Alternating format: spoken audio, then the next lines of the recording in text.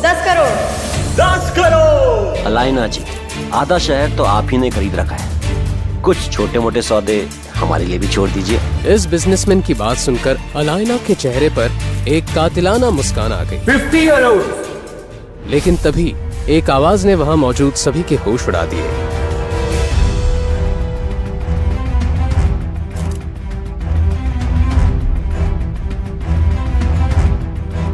सीधा 50 करोड़?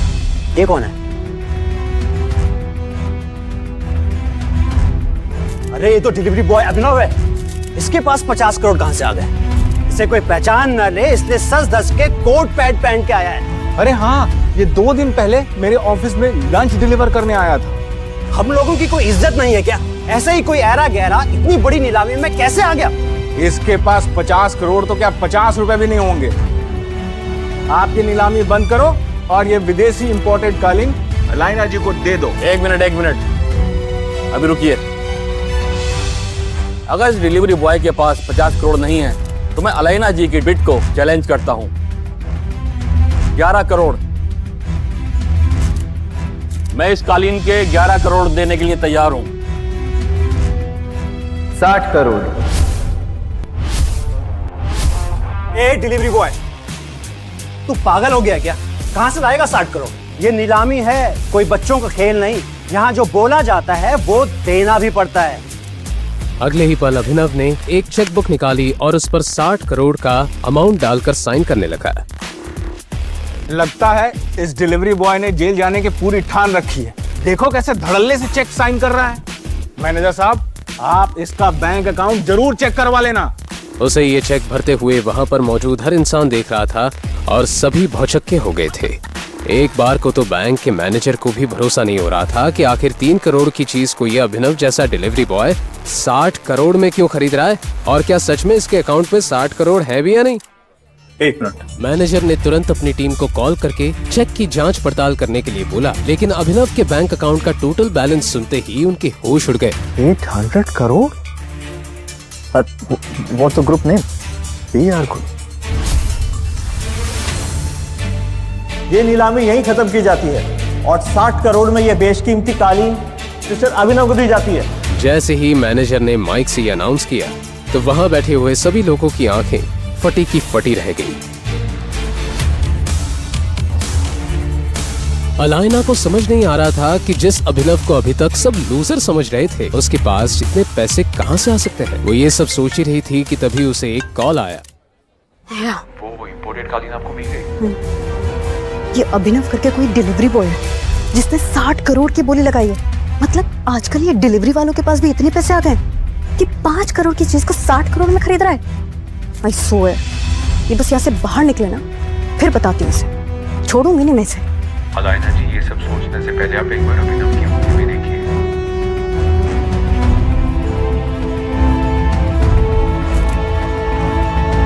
अलाइना घबराकर स्टेज की तरफ बढ़ी और जैसे ही उसकी नजर अभिनव के बाईं हाथ में पहनी हुई अंगूठी पर गई तो वो पूरी तरह से चौंक गई। उसकी आंखें फटी की फटी रह गई और उसने चौंकते हुए कहा,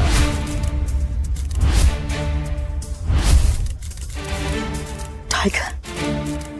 क्या है टाइगर नाम की सच्चाई? कैसे एक डिलीवरी बॉय के अकाउंट में आए 800 करोड़? अगर वो इतना पावरफुल है तो क्यों रह रहा था दुनिया के सामने डिलीवरी बॉय बनकर? इन सब सवालों ने इंस्पेक्टर का दिमाग घुमा दिया था। ये वीडियो उसे एक अनजान लड़की ने दिया था, पर इसके पहले 2 अलग अलग जासूसों ने इंस्पेक्टर को अभिनव के बारे में कुछ बताया था। उसने पहले जासूस की बताई कहानी याद करने की कोशिश की। अभिनव, मेरी बात तो सुनो। देखो, इस रेस्टोरेंट में ना बहुत अमीर लोग आते, और एक बार मेरे कपड़े तो देखो। वैभवी, देखो, यहाँ बहुत अमीर लोग आते हैं और उनमें और हमें जमीन आसमान का फर्क है। वैभवी, तुम उसकी चिंता मत करो, मैंने उसके लिए सेविंग्स कर रखी है ना। आज तुम्हारा बर्थडे है वैभवी। वही तो, तुमने दिन रात ऑर्डर डिलीवर करके पैसे जमा किए। मैं तुम्हें एक दिन में सारे पैसे नहीं उड़ाने दूंगी। वो सब तुम छोड़ दो, तुम बस चलो मेरे साथ। अभी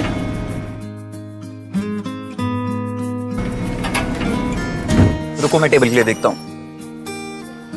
वैभवी अभिनव को रोकने के लिए उसके पीछे पीछे भागी और जल्दी जल्दी में एक अमीर आदमी से टकरा गई। और उस अमीर आदमी के महंगे सूट पर वाइन गिर गई। Are you blind? I'm so sorry, sir. Manager को अंदर किसने आने दिया? I'm so sorry, sir. इस सूट की कीमत पता है? 20 लाख रुपए, 20 lakh rupees. I'm so sorry, sir.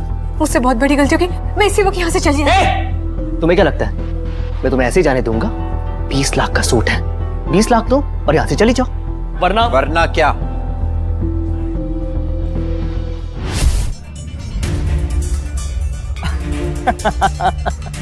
ये चल क्या रहा है मैनेजर यहाँ पे? इस रेस्टोरेंट का स्टैंडर्ड ही नहीं रहा कुछ। अभी इसी वक्त मेरी गर्लफ्रेंड से माफी मांगो। एक्सक्यूज मी, मैं इससे माफी मांगू? What a joke. तुझे मालूम है मैं कौन हूँ? वैभवी उस अमीर आदमी और अभिनव के बीच हो रहे झगड़े को देखकर बहुत घबरा गई। उसे अचानक याद आया कि ये आदमी कोई और नहीं बल्कि सिंघानिया इंडस्ट्रीज के मालिक मिस्टर सिंघानिया का इकलौता बेटा है, जिसे उसने 2 हफ्ते पहले देखा था। अभिनव, हम इस आदमी से माफी मांग के यहाँ से चलते। ये सिंघानिया इंडस्ट्रीज का। रिलैक्स, अभी इसी वक्त मेरी गर्लफ्रेंड से माफी मांगो, वरना आज के दिन के लिए जिंदगी भर पछताओगे तुम। शायद तूने सुना नहीं मैंने क्या बोला। इस शहर का सबसे बड़े हीरे का व्यापारी हूँ। अमीर से अमीर लोग, मंत्री शंत्री मेरी जेब में रहते। एक चुटकी बजाऊंगा ना, तेरा नामो निशान मिट जाएगा। और अगर मैंने एक चुटकी बजा दी ना, तो तुम्हारे बिजनेस का नामो निशान मिट जाएगा। आगे लगे। जब तक वो आदमी अभिनव की बात समझ पाता, अभिनव ने अपना फोन निकाला और किसी को एक मैसेज भेजा। अगले ही पल उस अमीर आदमी को एक कॉल आया। स्टे। हाँ पापा। बेटा, हम बर्बाद हो गए, हमारी कंपनी का शेयर गिर गए और हमें करोड़ों रुपए का नुकसान हो गया। एक सेकंड पापा, ये सब कैसे हो सकता है? और हमें कोई बर्बाद करने की कोशिश कर रहा है। क्या तुमने किसी बड़े आदमी को नाराज किया? अगर किया है तो इसी वक्त माफी मांगो। आखिर कौन है अभिनव और क्या है उसकी असलियत? आखिर कैसे एक ने उस अमीर आदमी का करोड़ों का एम्पायर मिनटों में गिरा दिया? इन सब सवालों का किसी को पता चलता उससे पहले ही अभी वहां से जा चुका था। और ये तो अभी से जुड़ा एक किस्सा था जो पुलिस इंस्पेक्टर को एक जासूस ने बताया था। पुलिस इंस्पेक्टर को कुछ नहीं समझ आ रहा था, क्योंकि एक दिन पहले दूसरे जासूस ने भी अभी उर्फ अभिनव के बारे में जो बताया था वो कुछ अलग ही कहानी थी। और उस कहानी में वैभवी गरीब नहीं अमीर लड़की थी जो हमेशा अभी को जलील करती रहती थी। इस कबाड़ी को तो मेरा ना डाले और मेरा बॉयफ्रेंड तो भूल ही जाओ। सुना कि नहीं तूने? निकल पतली गली से। वैभवी ने तुझे लात मारकर भगाया है और आज के बाद दोबारा इसके आसपास भटकने की सोचना ही मत। वैभवी मेरी बात सुनो। देखो, हम साथ घर लेने वाले थे ना। झोपड़ी को घर नहीं बोलते अभिनव।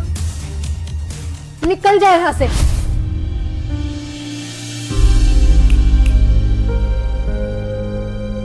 अभिनव की आंखों के सामने उसकी गर्लफ्रेंड वैभवी किसी और की हो गई। उसे यकीन नहीं हो रहा था कि पैसों के लिए वैभवी उसे इस कदर धोखा देगी। उसका सीना दर्द से फटा जा रहा था। अभिनव पूरी रात सड़क पर शराब पीता रहा और अपनी किस्मत को कोसने लगा। हे भगवान, वो जन्नत को इससे बेहतर तो उठा ही लेता। अभिनव नींद और नशे में बेसुध था। एक कार के सामने आने ही वाला था कि इतने में कार के ड्राइवर ने ब्रेक लगा दिए।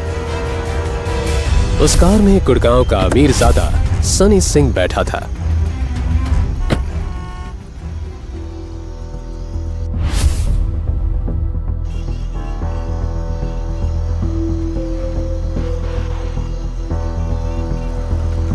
नशे में धुत सनी ने अभिनव को देखकर अपने गार्ड से कहा, परफेक्ट, अब आएगा मजा। इसे उठा कर ना गाड़ी की डिक्की में डालो। मगर बॉस, ये आदमी जितना कहा है उतना करो।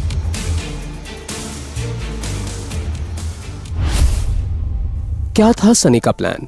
अगली सुबह जब अभिनव की आंख खुली तो वो एक खूबसूरत लड़की को अपने बगल में देखकर हैरान रह गया था। लेकिन उससे पहले कि वो कुछ समझ पाता, बंदूक ताने खड़े 2 आदमियों को देखकर वो चौंक गया। कौन लोग हो तुम? और मैं यहाँ कैसे? सनी की बहन अनन्या को अपनी आंखों पर यकीन नहीं हुआ। उसने किसी और के साथ रात गुजारी है। अनन्या, ये शराबी कौन है तुम्हारी पसंद? दादाजी, मैंने कुछ नहीं किया, मेरा यकीन कीजिए। मैं इसे जानती तक नहीं, मुझे नहीं पता ये यहाँ कैसे आ गया। अनन्या, तुम इस घर के नियम तो बखूबी जानती हो ना। आज से ये लड़का हमारा दामाद हुआ। जी बस ये- अंकल अगर तुमने कोई नियम तोड़ा, तुम्हारे नाम होने वाली कंपनी सनी के नाम हो जाएगी। बस इन्हें कोर्ट लाने की तैयारी करो।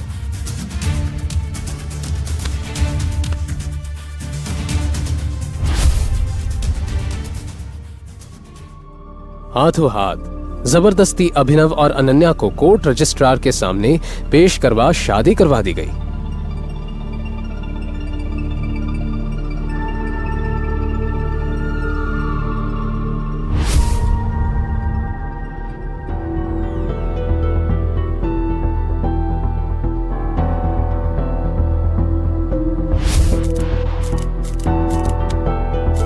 शादी होते ही दादाजी ने अभिनव को अकरम की पार्टी में भेजा, जहां न चाहते हुए भी अभिनव का सामना उसके एक्स गर्लफ्रेंड वैभवी से हुआ। अरे तुम यो बुके डिलीवर करने आए होंगे ना? तुम्हें इस लेविश पार्टी में देखकर ना मुझे उल्टी सी आ रही है।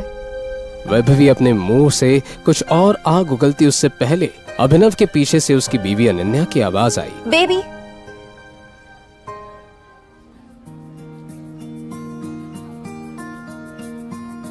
अनन्या ने जैसे ही अभिनव को प्यार से बेबी कहा, मानो अभिनव के दिल के तार फिर से बजने लगे। कहाँ रह गए थे? दादाजी बुला रहे तुम्हें, चल। वो अनन्या की ओर आकर्षित होने लगा था। ज्यादा खुश होने की कोई जरूरत नहीं है। मेरी इन्वेस्टर्स इस पार्टी में है और उन्हें पता है कि हमारी शादी हो गई है। सो ये मेरे हस्बैंड अभिनव। हाय।